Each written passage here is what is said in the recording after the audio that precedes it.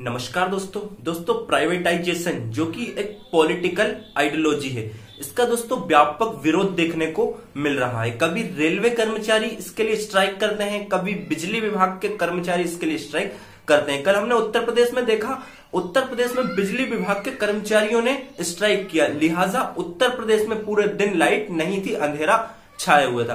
दोस्तों प्राइवेटाइजेशन को समझना है तो सबसे पहले हमें यह समझना होगा कि जो प्राइवेटाइजेशन है ये दो पार्ट में डिवाइड हो चुका है। एक है लेफ्ट टर्म्स आइडियोलॉजी, एक है राइट टर्म्स आइडियोलॉजी। जो लेफ्ट टर्म आइडियोलॉजी है ये जो है प्राइवेटाइजेशन के अगेंस्ट है, और जो राइट टर्म आइडियोलॉजी है ये प्राइवेटाइजेशन के फेवर में। दोस्तों हम एक न्यूट्रल एंगल से जानने की कोशिश करेंगे कि प्राइवेटाइजेशन कहां होना चाहिए, कहां प्राइवेटाइजेशन बहुत ही घातक हो सकता है। तो चलिए दोस्तों देखते हैं प्राइवेटाइजेशन यानी कि प्राइवेट कंपनी और एक पब्लिक कंपनी। दोस्तों प्राइवेट कंपनी और पब्लिक कंपनी दोनों ही कंपनी का जो मोटो होता है, मकसद होता है, वो होता है प्रॉफिट कमाना। लेकिन दोस्तों जो पब्लिक कंपनी होती है उसका जो मोटो होता है वो होता है प्रॉफिट कमाना, साथ साथ दोस्तों पब्लिक के हित को भी रखना, यानी कि पब्लिक बेनिफिट का भी ख्याल रखना। लेकिन हम प्राइवेट कंपनी की देखें तो प्राइवेट जो कंपनी होगी उसका मोटो होगा, उसका जो मकसद होगा सिर्फ प्रॉफिट कमाना होगा। लेकिन दोस्तों यहां जो प्राइवेटाइजेशन के फेवर में है उनका कहना है कि जो प्राइवेट कंपनी होगी उसकी सर्विस अच्छी होती है, कम कॉस्ट पर वो चीजें अवेलेबल कराती है, क्योंकि यहां कंपटीशन होता है, ओपन मार्केट सिस्टम। यानी कोई भी आएगा, यदि हम बात करें एयरलाइंस की, एयरलाइंस को प्राइवेट किया गया, अब दोस्तों कोई भी चाहेगा तो अपनी खुद की एयरलाइंस चलाएगा। इससे क्या होगा, कंपटीशन होगा और दोनों में होड़ लगी रहेगी कि कौन अपने कस्टमर को बेटर सर्विस दे सकता है, जिसकी मदद से दोस्तों कस्टमर को कम रेट में बेटर सर्विस मिल पाएगी। लेकिन दोस्तों जो पब्लिक कंपनीज के जो सपोर्टर हैं उनका कहना है कि ये जो है सिर्फ किसी विशेष को फायदा होने वाला है इसमें, और जब कोई किसी विशेष को फायदा होने वाला हो और जो विशेष है उसका मकसद सिर्फ प्रॉफिट कमाना बन जाए तो कंपनी के डिस्ट्रॉय होने के चांसेस बहुत ज्यादा बढ़ सकते हैं। दोस्तों जो प्राइवेटाइजेशन है उसका मकसद है कि अच्छी सर्विस प्रोवाइड कराई जा सके, लोगों को आसानी से चीजें अवेलेबल हो। यदि हम एग्जांपल लें अमेरिका का, तो अमेरिका में सारे स्कूल्स को प्राइवेट कर दिया गया। तो इसका रिजल्ट क्या निकलना था, एक्सेप्टेशन यह था कि यहां से रिजल्ट निकले कि बेटर शिक्षा मिल पाए, कम कॉस्ट पर मिल पाए, और जो गरीब व्यक्ति है वो भी इसे आसानी से एक्सेस कर सके, अपने बच्चों को आसानी से पढ़ाया जा सके। लेकिन इसका रिजल्ट हमें देखने को मिला, वहां पे दोस्तों जो है प्रॉफिट कमाने की होड़ लग गई, जो है शिक्षा का दाम बहुत ज्यादा बढ़ गया, जो गरीब वर्ग था, गरीब वर्ग के लिए पढ़ पाना अनअफोर्डेबल हो गया। जो गरीब वर्ग है उसे अपने बच्चों को पढ़ाने के लिए एक बड़ा लोन लेना पड़ रहा था, और जिन्हें लोन नहीं मिल पा रहा था वो अपने बच्चों को कहीं ना कहीं नहीं पढ़ा पा रहे थे। तो गरीब वर्ग के लिए और मिडिल क्लास वर्ग के लिए एक बहुत बड़ी समस्या बन गई प्राइवेटाइजेशन। वहीं हम बात करें एक हाई प्रोफाइल वर्ग को ऑप्शन मिल गया कि वो अपने बच्चों को अच्छी जगह पढ़ा सके, क्योंकि कई सारे स्कूल थे वो कंपेयर कर पाते थे कि कहां एजुकेशन ज्यादा बेटर है, वो वहीं अपने बच्चों को जो है एडमिट कराते थे। तो यह जो था एक मिडिल क्लास वर्ग के लिए बहुत घातक साबित हुआ। वहीं हम बात करें रेलवे में प्राइवेटाइजेशन की, तो रेलवे में प्राइवेटाइजेशन की यदि हम यूनाइटेड किंगडम की बात करें तो यूनाइटेड किंगडम में रेलवे का प्राइवेटाइजेशन किया गया। उसमें किया गया कि उन्होंने ट्रेन को किसी अलग कंपनी को बेचा, इसके बाद प्लेटफॉर्म को किसी अलग कंपनी को बेचा, और कुछ अलग इंस्ट्रूमेंट किसी अलग कंपनी को बेचे। उसका रिजल्ट देखने को मिला, एक बहुत बड़ा वंडर क्रिएट होगा, क्योंकि यदि उन्हें एक नया सेटअप क्रिएट करना है, नई लाइन कहीं बिछानी है, तो उन्हें तीनों अलग अलग कंपनियों से परमिशन लेने की आवश्यकता थी।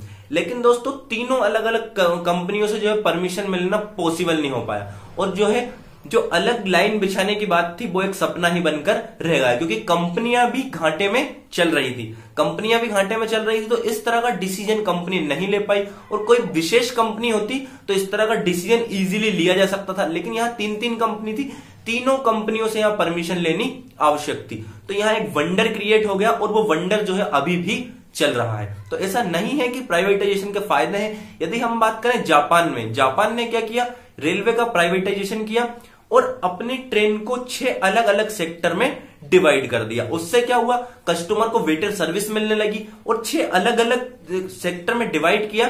तो हर एक कंपनी के लिए, हर एक कंपनी का जो डेटा था, हर एक कंपनी को एक स्मॉल पार्ट को ही मेंटेन करना था, तो वो आसानी से उसे मेंटेन कर पा रही थी।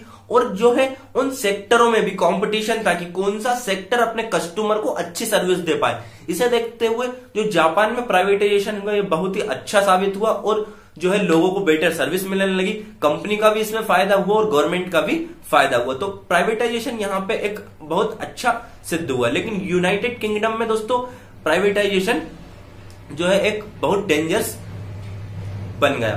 दोस्तों प्राइवेटाइजेशन कहां होना चाहिए और कहां नहीं होना चाहिए?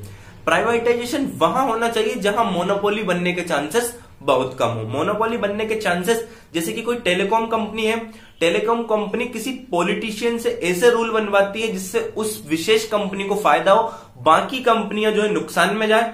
नुकसान में जाएगी तो कहीं ना कहीं या तो वो कंपनी जिस रेट में जो है कोई विशेष कंपनी दे पा रही है वो सर्विस ना दे पाएगी, या तो वो कंपनी बहुत ज्यादा घाटे में जाएगी, या तो वो कंपनी घाटे में जाकर बंद हो जाएगी। ऐसे में कोई एक विशेष कंपनी मोनोपोली बन जाएगी और वो कंपनी अपने अकॉर्डिंग रेट फिक्स करेगी। पब्लिक की मजबूरी हो जाएगी, कस्टमर की मजबूरी हो जाएगी उसके फिक्स किए हुए रेट में चीजों को खरीदना। तो दोस्तों प्राइवेटाइजेशन वहां बहुत घातक हो सकता है जहां मोनोपोली बनने के चांसेस हो। यदि हम बात करें, भारत सरकार ने गैस पेट्रोलियम को जो है प्राइवेट किया है। यहां दोस्तों जो है मोनोपोली बनने के चांसेस बहुत कम थे, क्योंकि गैस एक ऐसी प्राकृतिक संपदा है जहां जिसे हर कोई जो है अपने आप को वहां पे कॉम्पीट नहीं कर सकता। और जो गैस कंपनी है, पेट्रोलियम कंपनी है, ये देश की खुद प्राकृतिक चीजों को बेचा जा रहा है। तो उस कंडीशंस में दोस्तों ये जो है एक गलत है। देश की जो प्राकृतिक चीजें हैं उन्हें प्राइवेट करना कहीं ना कहीं सरकार का एक गलत फैसला है। अगर प्राइवेटाइजेशन में कोई विदेशी कंपनी भारत आती है और विदेशी कंपनी यहां पे शेयर खरीदती है तो कहीं ना कहीं दोस्तों ये जो फायदा होने वाला है विदेश को फायदा होने वाला है। तो भारत की जो मूलभूत संपदा है उससे विदेशी कंपनियों को, विदेश को भी फायदा होने वाला है, क्योंकि जो प्रॉफिट यहां पे कमाया जाएगा वो प्रॉफिट कहीं ना कहीं विदेश जाने वाला है। तो प्राइवेटाइजेशन एक ही कंडीशंस में सही हो सकता है कि यहां जो है स्ट्रॉन्ग रूल्स एंड रेगुलेशन बनाए जाए। जिस तरह से हम बात करें दिल्ली की, दिल्ली में अभी क्या हो रहा है, बिजली को लेकर ऐसे स्ट्रॉन्ग रूल्स बनाए गए हैं कि बिजली कंपनी अपने रेट को नहीं बढ़ा सकती, लिहाजा वहां बहुत ही कम रेट में आपको बिजली मिलती है। तो वही प्राइवेटाइजेशन सही सिद्ध हो सकता है जहां मोनोपोली बनने के चांसेस बहुत कम हो, साथ ही साथ गवर्नमेंट बहुत ही स्ट्रिक्ट रूल बनाए दोस्तों, अन्यथा जो प्राइवेटाइजेशन है बहुत ही घातक सिद्ध हो सकता है। डिफेंस सेक्टर की, अगर डिफेंस सेक्टर को प्राइवेट किया जाता है तो जो भी एक कंपनी डिफेंस के लिए हथियार बनाती है उसका मानना होगा प्रॉफिट कमाना, यानी उसका जो सिर्फ मोटो होगा प्रॉफिट कमाना। ऐसे में वो कंपनी चाहेगी कि जगहों पर युद्ध हो, जब युद्ध होगा तो उसके हथियार खरीदे जाएंगे।